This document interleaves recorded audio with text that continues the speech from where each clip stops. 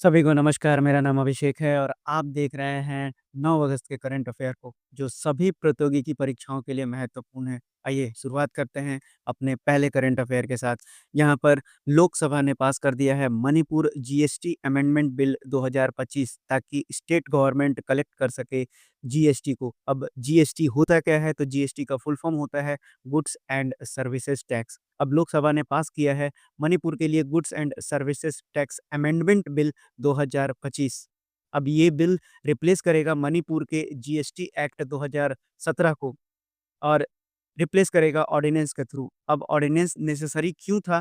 क्योंकि मणिपुर में president rule लगा हुआ है। अब बिना अमेंडमेंट के जो स्टेट है वो जीएसटी इम्प्लीमेंट नहीं कर सकता था, जो जीएसटी काउंसिल के द्वारा चेंज अप्रूव किया गया था। तो अमेंडमेंट ये इंश्योर करेगा कि अब मणिपुर जीएसटी कलेक्शन कर सकता है, नए टैक्सेबल आइटम के लिए भी।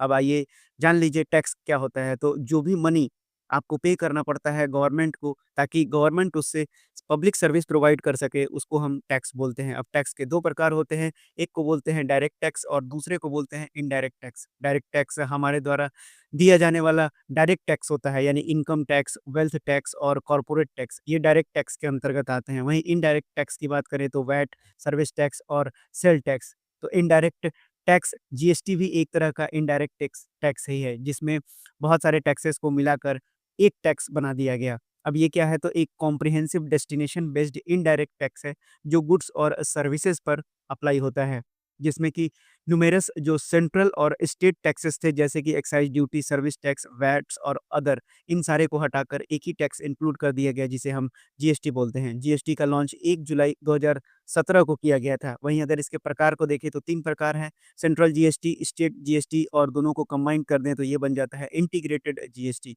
अब दुनिया का पहला कंट्री जिसने जीएसटी की शुरुआत की थी, वो था फ्रांस। 1954 में इसने शुरुआत किया था। वहीं अगर पहले स्टेट की बात करें भारत में इम्प्लीमेंट करने वाला, तो उसका नाम है असम। अब इसका इम्प्लीमेंटेशन 101वां संविधान संशोधन के तहत किया गया था। अगर आर्टिकल की बात करें तो 246 ए ग्रांट करता है दोनों पार्लियामेंट और स्टेट लेजिस्लेचर को कि वो लॉ बना सके रिगार्डिंग जीएसटी। वहीं अगर 279 ए की बात करें तो ये एस्टैब्लिश करता है और साथ ही साथ फंक्शन ऑफ जीएसटी काउंसिल को बताता है। अगर जीएसटी के डिफरेंट स्लैब्स को देखें तो ये है 0%, 5%, 12%, 18% और 28%। अब अगर मणिपुर की बात करें, तो मणिपुर भारत का एक नॉर्थ ईस्ट राज्य है। नॉर्थ ईस्ट में टोटल 7 सिस्टर और 1 ब्रदर इंक्लूड किए जाते हैं।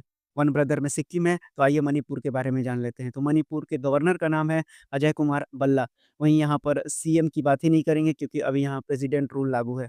अब यहाँ की राज्यसभा सीट 1 है, लोकसभा सीट 2 है। बॉर्डरिंग स्टेट की बात करें, तो यहाँ पर बॉर्डरिंग स्टेट में आपको असम दिखेगा, साथ ही साथ आपको मिज़ोरम दिखेगा और तीसरा है नागालैंड। साथ ही साथ अगर इंटरनेशनल बॉर्डर की बात करें तो म्यांमार इसके साथ टच करता है। अब अगर नेशनल पार्क की बात करें तो मणिपुर में एक ही नेशनल पार्क है और उसका नाम है किबुल लामजाओ, जो दुनिया का एकमात्र फ्लोटिंग नेशनल पार्क है। और ये किसका पार्ट है? तो ये लोकटक लेक का पार्ट है। अब आइए बढ़ते हैं इमरजेंसी प्रोविज़न के भी बारे में जान लेते हैं। तो इमरजेंसी प्रोविज़न को संविधान में पार्ट 18 में जगह दिया गया है। वहीं अगर इसके आर्टिकल की बात करें तो 352 से 360 है। अब अगर 352 की बात करें तो नेशनल इमरजेंसी होता है। अब नेशनल इमरजेंसी कब लागू होता है? जब बाहरी अग्रेशन आ जाता है, वार से अगर थ्रेटेंड हो या फिर आर्म ने रिबेलियन कर दिया हो। वहीं अगर 356 की बात करें तो प्रेसिडेंट रूल स्टेट में लगाया जाता है, यानी कि जहाँ पर कॉन्स्टिट्यूशनल मशीनरी फेल हो गया है, वहाँ पर हम 356 आर्टिकल लगाते हैं, जो आपको अभी मणिपुर में दिखाई दे रहा है। वहीं अगर 360 की बात करें तो ये फाइनेंशियल इमरजेंसी है, जो भारत में अभी तक लागू नहीं हुआ है। अब ये भी जान लीजिए कि छत्तीसगढ़ और तेलंगाना एकमात्र स्टेट हैं भारत में जहाँ पर प्रेसिडेंट रूल अभी तक इम्पोज़ नहीं किया गया है। तो ये इम्पोर्टेंट था। बढ़ते हैं अपने अगले करंट अफ़ेयर पे। मालदोवा ने जॉइन कर लिया है इंटरनेशनल सोलर अलायंस को और 107वां मेंबर बन गया है। अब जो इंटरनेशनल सोलर अलायंस है, ये एक तरह का ट्रीटी है जो इंटर गवर्नमेंटल ऑर्गेनाइजेशन है और फ़ोकस करता है सोलर एनर्जी को प्रमोट करने के लिए। अब इसको लॉन्च किया गया था भारत और फ्रांस के द्वारा कोप 21 जो पेरिस में हुआ था। अब 2015 में इसको लॉन्च करने के बाद दोनों देश का टारगेट है कि 1000 बिलियन डॉलर तक का इन्वेस्टमेंट लाया जाए 2030 तक सोलर एनर्जी से संबंधित।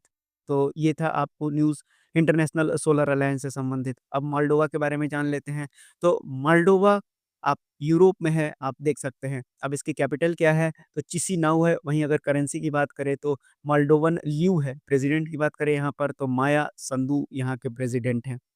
अब बढ़ते हैं अपने अगले करंट अफेयर पे, जहाँ पर पीएम मोदी ने लॉन्च किया है एमएस स्वामीनाथन अवार्ड।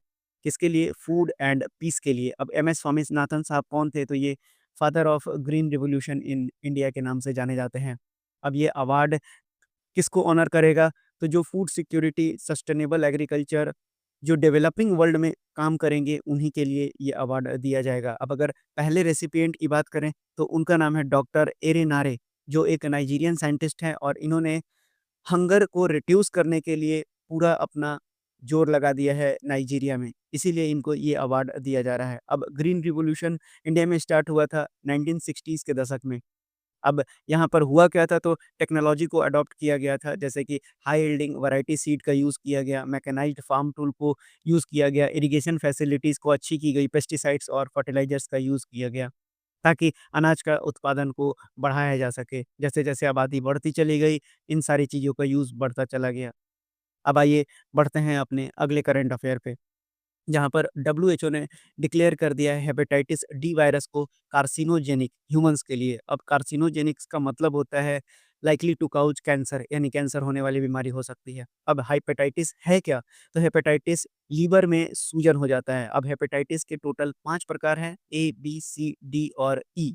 अब अगर ए और ई की बात करें तो ये कंटामिनेटेड फूड और वाटर से होता है। वहीं अगर बी, सी, डी की बात करें तो ये इन्फेक्टेड ब्लड के कॉन्टैक्ट में आने से होता है, या फिर बॉडी फ्लूइड के कॉन्टैक्ट में आने से फैलता है, जिसमें कि सेक्सुअल कॉन्टैक्ट और निडल शेयरिंग शामिल है। अब नॉन वायरल केसेस को अगर देखें तो अल्कोहलिक, यानी ज़्यादा अल्कोहल कंजम्पशन करने से भी लीवर में इन्फ्लेमेशन होता है और उस कारण से आपको हेपेटाइटिस हो सकता है। अब ए और सी की बात करें तो ये क्यूरेबल है।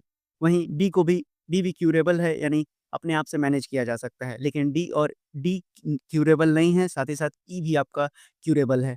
याद रखिएगा, बहुत ही इम्पोर्टेंट है। हेपेटाइटिस के लिए वैक्सीन भी आता है, इसको काउज़ करने वाला वायरस होता है। अब डब्ल्यूएचओ की बात करें तो डब्ल्यूएचओ की स्थापना 7 अप्रैल 1948 को हुआ था। 7 अप्रैल को हम वर्ल्ड हेल्थ डे मनाते हैं। वहीं अगर इसके हेडक्वार्टर की बात करें तो जेनेवा स्विट्ज़रलैंड है और इसके हेड हैं टेड्रोस एडेनम घेब्रियस, जो इथियोपिया के रहने वाले हैं। अब अगर इस साल की वर्ल्ड हेल्थ डे थीम की बात करें तो हेल्दी बिगिनिंग होपफुल फ्यूचर इस वर्ष की थीम है, ये भी आप याद रखिएगा। अब बढ़ते हैं अगले करंट अफेयर पे, जहाँ पर बगोटा इंटरनेशनल फिल बुक फेयर, यानी कि FILBO, जहाँ पर इंडिया को वेलकम किया गया है as a guest of honour उसके 38th एडिशन के लिए। याद रखिएगा कि इस वर्ष जो ये हो रहा है, ये 37th एडिशन है, लेकिन भारत को जो नेम किया गया है गेस्ट ऑफ ऑनर, वो 2026 के लिए किया गया है, जो 38वाँ संस्करण होगा बोगोटा बुक फेयर के लिए, याद रखिएगा। अब ये हर साल मनाया जाता है और कब से मनाया जा रहा है? तो 1988 से मनाया जा रहा है। अब इसको ऑर्गेनाइज़ करने वाली संस्था है Colombian book chamber and Corferias. अब भारत ने 37वाँ एडिशन में पहली बार भाग लिया है और 38वाँ में इनको अब गेस्ट ऑफ ऑनर भी बना दिया गया है। अब बगोटा है क्या? तो बगोटा कोलंबिया की राजधानी है। कोलंबिया क्या है? तो साउथ अमेरिकन कंट्री है। अब कोलंबिया की राजधानी है आपको बगोटा, यहाँ की करेंसी है पीसो और प्रेसिडेंट का नाम है गुस्तावो पेट्रो। काफ़ी इम्पोर्टेंट नाम है, याद रखिएगा। अब दिल्ली असेंबली भारत का पहला फुल्ली सोलर पावर लेजिस्लेचर बन गया है। यानी कि अब जो लेजिस्लेटिव असेंबली है दिल्ली का, वो पूरी तरह से सोलर एनर्जी पर काम करेगा। यहाँ पर 500 किलोवाट रूफटॉप का यूज़ किया गया है। अब ये भी याद रखिएगा कि दिल्ली असेंबली के द्वारा नेवा लॉन्च किया गया है, जिसका मतलब होता है नेशनल ई-विधान एप्लीकेशन। अब ये क्या करता है? तो ये प्रमोट करता है पेपरलेस लेजिस्लेटिव फंक्शनिंग को। और ये किसका पार्ट है? तो वन नेशन वन एप्लीकेशन का पार्ट है, जो सेंटर के द्वारा इनिशिएट किया गया था। अब आइए 7 अगस्त को नेशनल हैंडलूम डे मनाते हैं, साथ ही साथ भाला फेंक दिवस भी मनाते हैं। अब ये पहली बार लॉन्च किया गया था 2015 में, उस समय के प्रधानमंत्री और अभी के प्रधानमंत्री दोनों सेम हैं, यानी कि प्रधानमंत्री मोदी के द्वारा। अब ये मार्क क्या करता है? तो स्वदेशी मूवमेंट 1905 को ये मार्क करता है, जो प्रोटेस्ट अगेंस्ट था पार्टीशन ऑफ बंगाल के। वहीं अगर 2025 की थीम की बात करें तो एम्पावरिंग वुमेन द नेशन, ये इस वर्ष की थीम है। अब वुमेन से संबंधित जितनी भी चीज़ें हैं आपको दिमाग में पूरी तरह से बैठा लेना है क्योंकि सवाल ज़्यादातर वहीं से आएगा आपको। अब बीईएमएल क्या है? तो भारत अर्थ मूवर्स लिमिटेड जिसका हेडक्वार्टर बेंगलुरु कर्नाटका में है। अब ये मैन्युफैक्चर करेगा वंदे भारत के कोचेज़ को जो मध्य प्रदेश के उमरिया रायसेन डिस्ट्रिक्ट में बनाया जाएगा। तो याद रखिएगा बीईएमएल और वंदे भारत ने टाई अप किया है। अब बढ़ते हैं अगले करंट अफेयर पे जहाँ पर अन्नपूर्णा देवी जो कौन है? Ministry of women and child development है। इन्होंने इनॉग्रेट किया है सी लेड 2 ताकि बूस्ट किया जाए वुमेन के लीडरशिप को। अब ये यूएन का फ्लैगशिप प्रोग्राम है, कैपेसिटी बिल्डिंग प्रोग्राम है, जिसका एम है जेंडर इक्वालिटी को प्रमोट करना पॉलिटिकल और पब्लिक लीडरशिप में। अब सी लीड जो होता है, उसमें वुमेन को स्किल किया जाता है, नेटवर्क और कॉन्फिडेंस किया जाता है ताकि वो इस तरह के यानी कि जो लीड कर सके पॉलिटिकल और पब्लिक लीडरशिप को। अब यूएन की स्थापना यूएन चार्टर के थ्रू 24 अक्टूबर 1945 को किया गया था।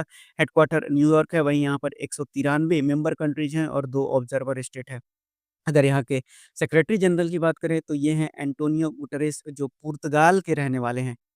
अब अपने आखिरी करंट अफेयर की ओर बढ़ते हैं जहाँ पर विक्टोरिया मोबोको न्यूज़ में है। अब ये रहने वाली कहाँ की हैं तो एक कैनेडियन टेनिस प्लेयर हैं यानी कनाडा की रहने वाली हैं। इन्होंने कैनेडियन ओपन टाइटल जीत लिया है और इन्होंने हराया है नाओमी ओसाका को। अब अगर टेनिस की बात करें तो टेनिस के 4 ग्रैंड स्लैम आपको याद रखना है ऑस्ट्रेलियन, फ्रेंच, विंबलडन और यूएस। ऑस्ट्रेलियन हार्ड कोर्ट पर खेला जाता है, फ्रेंच को क्ले कोर्ट पर खेला जाता है, विंबलडन को ग्लास कोर्ट पर खेला जाता है और यूएस को हार्ड कोर्ट पर खेला जाता है। तो ये थे 9 अगस्त से बनने वाले इम्पोर्टेंट करंट अफेयर जो आपके सभी प्रतियोगिकी परीक्षाओं के लिए महत्वपूर्ण थे। तो आज के लिए इतने ही, धन्यवाद।